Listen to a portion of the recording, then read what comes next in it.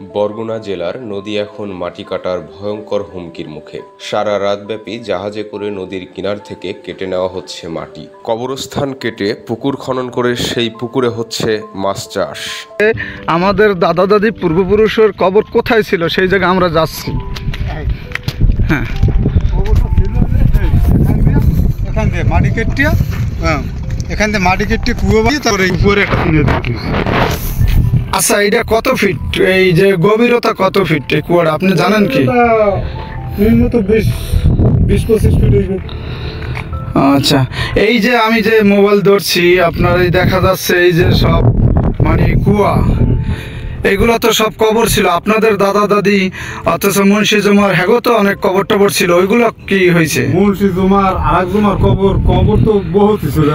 এখানে নাকি 200-250 কবর ছিল। ওইটা নিয়ে তো আমাকে ব্যাপার না, আমাকে নিয়ে আমাকে ব্যাপার না, আমি বলছি যে 200-250 কবর যে ছিল সেই কবর তো একটাও নাই। এখন ওই কবরগুলো কি সবই কুয়ায়? সবই তো কুয়া বানাইছে। আর সেই মাটি যাচ্ছে ইটভাটায়।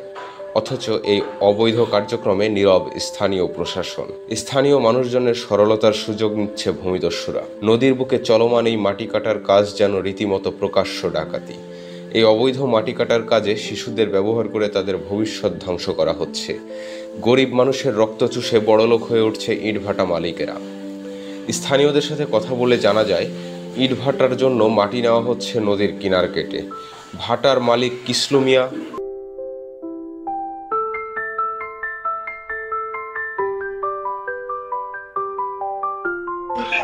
বন্ধ হয়। সমস্যা নেই, ভিডিও করা লাগবে না, তো বাইরে বন্ধ হবে।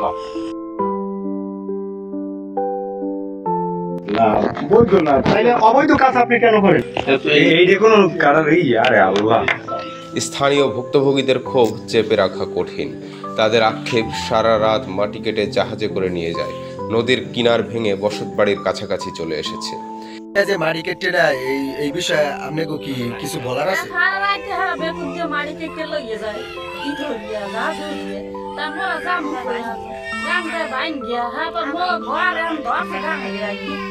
কাটতে কাটতে গাং লইয়ে যাই মাটি সব লইয়ে গেছে। আমি তো গাঙ্গের পানি খাই আর নদী চিনি মোরা জাম আর কদিন পর হ্যাঁ মো জ্বালা দেয়নি না আমি আর মো জায়গা নাই তুমি মোরা জাম থাকতে পারি এখানে আমরা কি হবেন মুখ নামাই দেবেন ঘর দুয়ার বানিয়ে শুধু না কি হবে। এইভাবে নদীর পাড় কেটে নেওয়ায় বরগুনার নিরীহ মানুষ নদী ভাঙনের ভয় নিয়ে যখন দিশেহারা, তখন প্রশাসনের নীরবতা আরও বড় প্রশ্ন তুলে দিচ্ছে। এই অবৈধ মাটি কাটা বন্ধ হবে কবে?